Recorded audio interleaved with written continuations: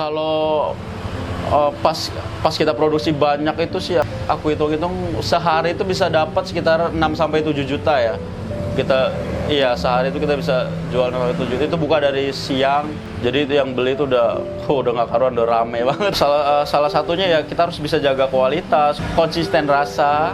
Rasa itu jangan sampai orang udah pernah nyoba dan kecewa gitu. Cara kita jaga relationship sama orang yang udah datang.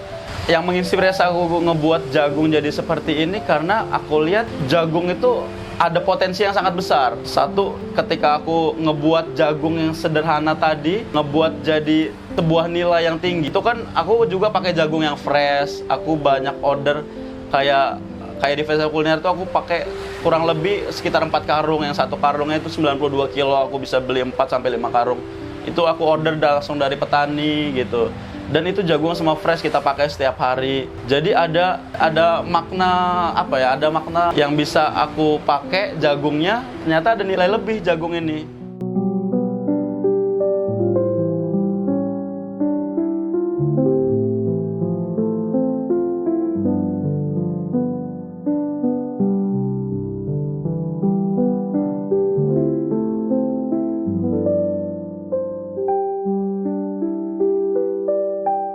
Assalamualaikum warahmatullahi wabarakatuh. Saya M. Damarti Saputra. Saya pemilik dari owner Cornrich. Cornrich itu jagung kaya rasa. Dan alamatnya ada di Jalan Pangeran Antasari, di bawah flyover Pasar Tugu. Saya asli dari Bandar Lampung, emang lahir di sini. Dan bekerja di sini juga. Sebelum punya usaha Cornrich ini, aku kerja. Terus sambil usaha juga pernah, kurang lebih ada 4 atau 5 usaha deh kayaknya sebelum Cornrich ini ya.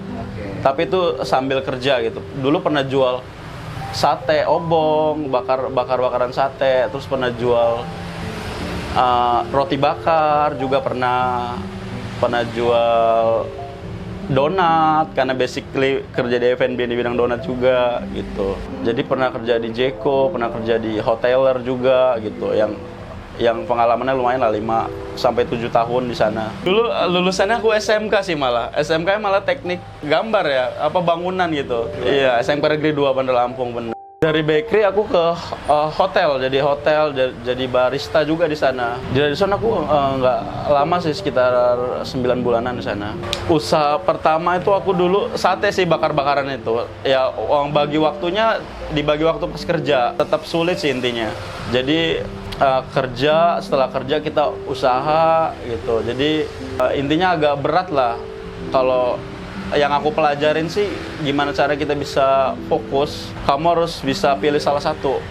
Kalau aku sih emang dari dulu, nggak tahu kenapa ya, emang dari dulu seneng banget usaha. Jadi dari begitu kerja gimana caranya nabung, terus mau buka usahanya apa gitu. Yang penting usaha tuh kayak hobi aja, kayak jual donat itu emang passion.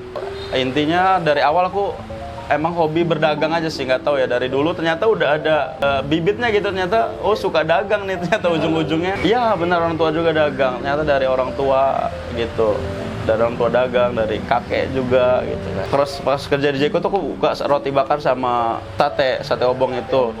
Pas di hotel, begitu resign dari Jeko kan jadi hotel tuh, nah itu buka donat. Kalau ngatur waktunya agak bingung ya, maksudnya pas sambil kerja. Tapi aku dulu itu punya prinsip gini, gimana caranya pulang kerja harus bisa ngasilin uang dari luar kerjaan itu gitu. Jadi ya mau gak mau aku jalanin kan, kayak dagang, jualan donat, nungguin donat. Ternyata kalau dipikir-pikir happy juga gitu kita nungguin dagangan yang punya kita sendiri gitu, meskipun capek ya. Ternyata usaha yang bisa dibilang gagal juga enggak, tapi kita ngejalanin happy aja gitu. Ternyata di balik itu semua ada perjalanan yang ternyata sampai sini gitu. Kalau aku pernah juga kerja di sales di PT Sukanda Jaya, pernah di Indomarko juga pernah. Jadi di dunia sales kan emang bener-bener mentalnya diuji banget sih. Jadi dulu F&B kan kita terlalu nyaman kerjaan dengan zona yang aman. Kita udah ketemu customer yang pasti pegang uang buat beli royal. Jadi orang tuh udah kita kasih menu aja, tinggal pasti dia beli kan. Setelah dari situ kan kita lari ke kerja jadi sales di distributor. Nah itu bener-bener para sales tuh emang hebat sih, maksudnya itu emang mental yang kuat lah ya. Gimana cara dia ngadepin orang dengan segala macam penolakan kan, banyak ditolak toko, kita nawarin barang nih, barang kamu, woi barang kamu tuh nggak laku kayak, woi barang kamu nggak payu gitu. Nah itu sebenarnya pelajaran yang benar-benar dalam banget sih gitu buat aku pribadi ya. Ternyata penolakan itu akan selalu tetap ada, tapi gimana caranya kita nyikapin semuanya gitu. Jadi kalau aku dulu berpikirnya begini, oh ternyata aku ditolak satu toko nih, masih banyak kok, masih ada 1000 toko gitu. Berpikir positifnya ya, jangan berpikir sebaliknya, ketika kita ditolak kita nyerah gitu. Nggak harus begitu sih, ternyata masih banyak jalan menuju ke arah sana gitu yang bisa kita tawarin produk kita itu. Terus aja berusaha sampai nemuin toko yang mau barang kita ya. Tapi namanya sales tuh ujung tombak di sebuah perusahaan. Jadi mau maju enggaknya sebuah perusahaan itu kan tergantung sales, gimana caranya sales kerja. Kalau mereka yang di office kan hanya mendukung si sales gimana kerja ya. Jadi awalnya aku ngeliat berapa referensi di luar gitu ya, di luar kira-kira apa ini yang cocok buat kita jual di sini di Lampung, usaha apa ya, jagung apa ya nilai value-nya, nilai jualnya. Oh ternyata ada jagung mozzarella. Oh gimana caranya ya, oh ternyata tanya beberapa teman yang pernah kerja di F&B juga, kira-kira bisa nggak saya jual ini dan bisa nggak, ada nggak di sini bahan-bahan. Ternyata ada PR juga, ternyata ingredient bahannya ternyata ada beberapa yang nggak ada di sini gitu. Nah gimana caranya kita bisa ngejual produk yang sama persis kayak yang ada di luar negeri gitu, yang viral di luar gitu, kita bawa ke Lampung. Mulai usaha ini bulan Juni sih. Sebenarnya bulan Juni aku mulai buka jagung kayak gini, tapi dulu belum Konris namanya Jagung Arsya. Jadi dulu itu buka ini ketika masih kerja dan aku udah coba iseng-iseng daftar festival kuliner gitu di 2 bulan sebelum buka offline store. Jadi udah ikut kuliner Lampung Festival dulu daftar, ternyata masuk nih gitu. Jadi udah bingung tuh produk apa nih yang bisa kita jual gitu kan, udah masuk ke festival. Jadi jual ke 5 menu kayak jagung cistari, ada es jagung, ada jagung bakar gitu. Viral dulu di festival kuliner dulu di tahun lalu di bulan Agustus, nggak salah di bulan Agustus atau bulan November ya, sekitar Agustus atau September itu viral, baru kita buka. Jadi viral di kuliner festival dulu, baru buka di sini. Jadi sebenarnya ada beberapa orang yang udah nungguin gimana kapan kita buka gitu, karena orang nunggu kan, oh ternyata cuman ada festival aja, kita belum ada offline store-nya gitu. Oh ternyata produk laku, ada yang nungguin gitu kan. Jadi pas masih kerja gimana ya, aduh kayaknya nggak bisa nih, kayaknya emang harus resign nih 2 bulan sebelum buka. Udah deh kita putusin resign. Masih kerja pas di Kuliner Lampung Festival tuh kan sore itu malam, jadi masih kerja.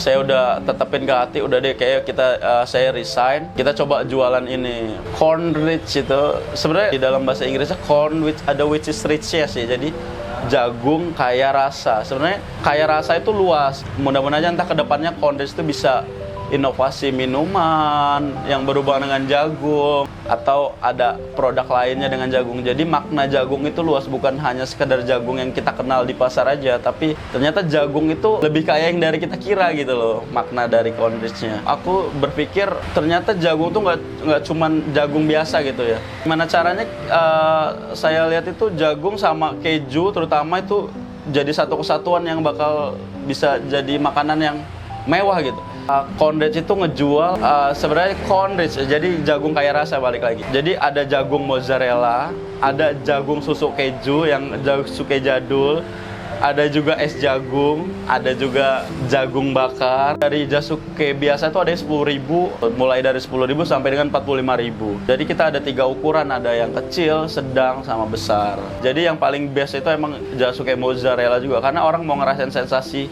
mozzarellanya plus jagungnya tadi ya, apalagi ditarik itu kayak bisa mulur-mulur ya dan lumer di mulut. Ada 2 cabang sih, sama kita suka bazar-bazar festival kuliner gitu. MBK, di seberang MBK itu ada sebelum Kopi Nako sebelah kiri. Karyawan sejauh ini baru 2 sih. Jadi aku juga kan owner juga sebagai ini karyawan juga ya, karena jadi buat mozzarella itu agak sedikit tricky, jadi harus agak susah gampang ya buat jasuke mozzarella itu, karena dia main suhu api juga. Jadi emang benar-benar aku harus terjun langsung juga gitu ngelihat. Spiral itu kalau nggak salah sih kurang lebih sehari itu bisa ngabisin 400 sampai 550 kilo jagung yang udah dipipil ya. Kalau pas kita produksi banyak itu sih ya, pas tahun lalu tuh aku hitung-hitung sehari itu bisa dapat sekitar 6 sampai 7 juta ya. Pernah tembus juga sekitar 9 juta itu sehari pernah. Kalau normal begini sih paling sekitar 1,5-an sih, 1,5 sampai 2 jutaan gitu. Terus sih karena orang nggak melulu harus makan jagung ya, karena ini kan jagung plus susu plus keju jadi manis gitu kan. Jadi orang di combine entah seminggu berapa kali gitu mereka makan. Salah satunya ya kita harus bisa jaga kualitas, konsisten rasa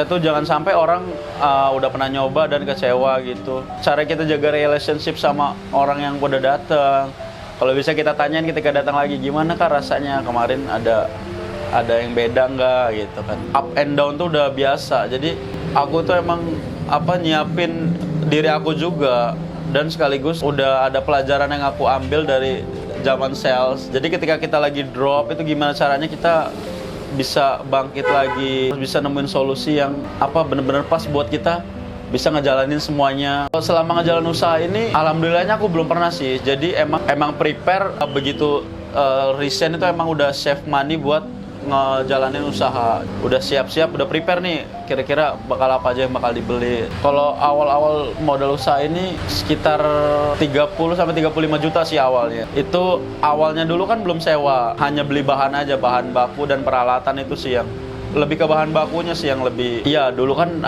hanya festival kuliner aja dan tempat ngemper di pinggir jalan gitu aja, belum sewa kios. Jadi dulu ya duit tabungan kerja ditabung dikit-dikit gitu kan. Terus sempat jualan ada nih lebih ya dikit, kita sisihin buat bisa beli bahan baku dan bisa nyewa tempat pinggir-pinggir jalan dulu. Oke, buat kalian jangan lupa kalian cobain Cornridge. Jadi kita ada jagung mozzarella tuh yang jadi primadona kita. Terus kita ada jagung karamel popcorn juga, next kita bakal launch juga. Ada es jagung, ada berbagai macam jenis menu jagung di sini yang berbeda dari yang lain. Jadi buah jagung yang akan kita kemas jadi jagung yang berbeda, jadi punya nilai value yang tinggi gitu buat kalian rasain dan cobain. Jadi kalian wajib datang ke Cornridge di bawah flyover Pasar Tugu dan di MBK, atau kalian bisa follow juga Instagram kita Cornridge BDL dan TikTok kita Cornridge.